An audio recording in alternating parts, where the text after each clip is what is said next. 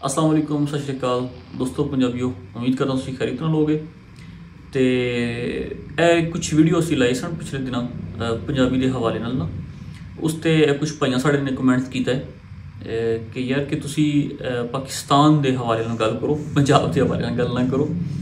Secondly उन्होंने गल ये कही कि तुसी लहंदे पंजाब की गल करो, चढ़ते पंजाब की गल ना करो। ठीक है।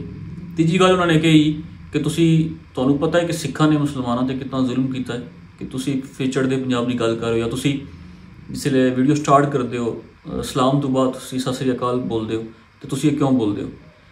तो पहला जो उन्होंने क्वेश्चन किया है कि तुसी पाकिस्तान की गल करो, पंजाब की गल ना करो। पहले सवाल का जवाब है मेरा वीर कि असी पहले थोड़ी ये कन्फ्यूजन क्लीयर कर दीए कि असी उसी तरह पंजाब की पाकिस्तान की भी रिस्पैक्ट करते हैं जिस तरह तुसी पाकिस्तान की रिस्पैक्ट करते हो।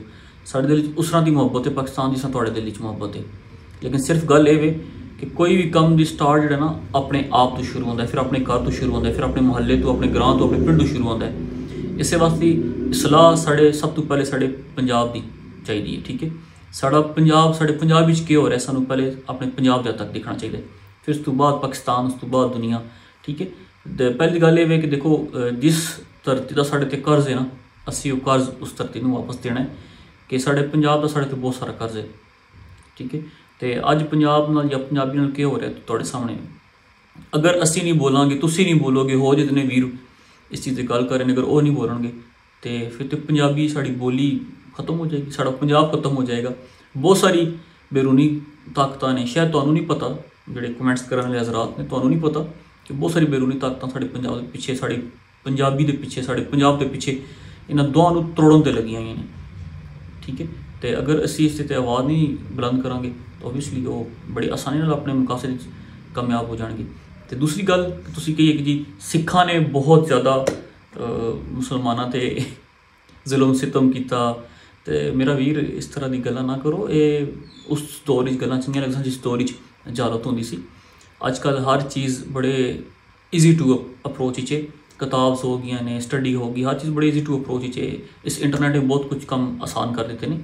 उत्थे तुसी मेरा भी थोड़ी जी स्टडी करो कि सिखा ने जी थोड़े दिमाग एक चीज़ बैठी हुई है ना कि तुसी चढ़ते पंजाब की गल ना करो, लहंदे पंजाब की करो, सिर्फ मुसलमानों की करो, एक्सैक्ट्रा एक्सैक्ट्रा। देखो वीर असी मजहब तो जड़ा ना हट के गल कर रहे हैं। असी ये नहीं कर रहे हैं कि सिखिज़म पर गल कर रहे हैं या असी मुस्लिम पर गल कर रहे हैं, असी इस चीज़ असी अपनी मिट्टी पर गल कर रहे हैं। ठीक है। अपनी माँ बोली की गल कर रहे हैं। ठीक है। उसका इस चीज़ का कोई तलक नहीं है मेरा वीर। तो तुहाडे अगे रिक्वेस्ट है कि तुसी भी इस दोवां चीज़ों मर्ज ना करो।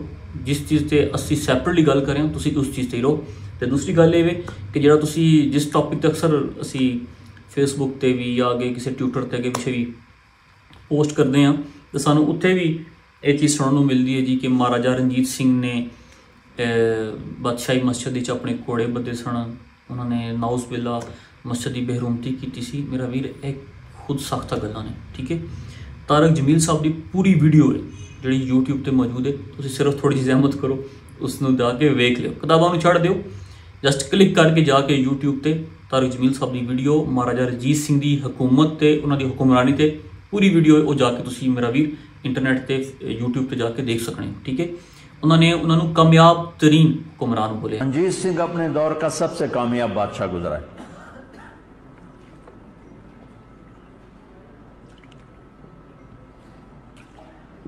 सतारह सौ 80 में पैदा हुआ और 1839 में इसका इंतकाल हुआ। 59 साल की उम्र। गुजरांवाले का था, एक छोटे से सरदार का बेटा था और वहां से बढ़ते बढ़ते इसने लाहौर पे कब्जा किया और फिर इधर सतलुज तक और लुधियाने तक और इधर देरा गाजी खान, देरा इस्माइल खान तक और इधर पेशावर, बन्नू, हजारा तक उस अकेले ने अपनी हुकूमत को कायम किया। बहुत काबिल हुक्मरान था। उसकी ज़िंदगी में अंग्रेज़ पंजाब की तरफ नहीं आया। उसके मरने के बाद एकदम हुक्मरान आए निकम्मे, तो वो फिर अंग्रेज़ों ने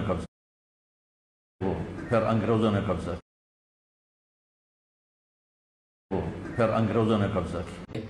ठीक है। जिसलिए महाराजा रणजीत सिंह अमृतसर तो चले सन ना, उस तो पहले चलन तो पहले लाहौर के मुसलमानों ने उन्होंने खत लिखे सन। ठीक है। कि असी जी थे हुकूमत बैठी हुई सी, उसलिए मुगलिया हुकूमत सी, तुहानू पता है कि असी ना तो तंग हाँ, ठीक है। तुहानूं पता है वो नशई शराबी भंगी टाइप के बंदे सन, हर वेले नशे टून रहिंदे सन। तो जिले महाराजा रजीत सिंह इत्थे आके विराजमान हुए ने तो मुगलों ने अपने तख्त छड़ दिते सन। विराजमान होने तो पहले जिले वो लाहौर की तरफ सिर्फ चले सन ना महाराजा रजीत सिंह वड़ाई उन्होंने मुगलों ने अपने तख्त छड़ दिते सन, ठीक है। बहरहाल एक सिंपल एक टॉपिक है, इस पर भी इंशाल्लाह वीडियो बनावांगे। लेकिन गल एक्चुअल ये वे तुहानूं रैफरेंस कोड करने का मकसद या इस एक गल कोड करने का मकसद ये वे कि वो सिर्फ एक सिखां दे या पंजाबियों के हुक्मरान नहीं सन, ठीक है। वो एक मेरी गल याद रखो कि जिहड़ा पहले थोड़ी इत्थे एक और गल ऐड कर देनी कि जिहड़ा साडा पूरा पंजाब है ना मेरा वीर, पूरा पंजाब वो दिल्ली तो लैके खैबर तक है, इधरों चीन तक है, इधरों कश्मीर तक है, ठीक है मेरा वीर। कश्मीर तक है, कश्मीर भी पंजाब का हिस्सा ही है। तो अज तक पंजाब तो ओबवियसली मतलब तुसीं कहंदे हो जी पंजाब की गल ना करो, पंजाब की गल ना करो। साडे पंजाब नूं दिन ब दिन श्रिंक करता जा रहा है। तुसीं चढ़दे पंजाब की गल करो, यूपी हरियाणा उस कढ़ दिता गया, ठीक है। तो ये गल्लां साडी करन दी जरूरत है वे मेरा वीर। तो असी लैंदे चढ़दे दुआं की गल करांगे क्योंकि साडा दिल दुआं नाल धड़कदा है। साडा असी ये मनते हैं कि साडा पंजाब ना 5 दरिया नाल पूरा होंदा है, ठीक है। साडा दरिया साढ़े पंजाब लैंदे तो चढ़दे दुआं नाल पूरा होंदा है, ठीक है। उधर ही साढ़े खून है, इधर ही साडा खून है, तो असी दोनों नहीं भुल सकते हैं। तो तीजी गल ये मेरा वीर कि मुसलमाना ते सिखां दी गल, तो वह भी गल इसे जवाब के अंदर सी कि तुसी प्लीज़ इस तरह की गल्लां ना करो। साड़ी तुहानूं पता है कि साढ़े पंजाब नूं दिन ब दिन मतलब कौमी असैंबली दीयां 8 सीटां कट कीतियां गईयां, तुहानूं पता है? नहीं पता तुहानूं। दूसरी गल ये पठवारी वाले पहले सुरैकी वाला इशू 1960 विच सुरैकी साड़ी जिहड़े कि मुल्तानी लहजे नाल साड़ी मुतारफ सी, उसनूं मतलब पंजाबी तो लहदा एक सैपरेट जुबान का दर्जा दे दिता गया। उस वे तुसीं कित्थे सो, उस वे क्यों नहीं बोले हो, ठीक है। कि ठीक होया नहीं ठीक होया, ओबवियसली ठीक नहीं होया।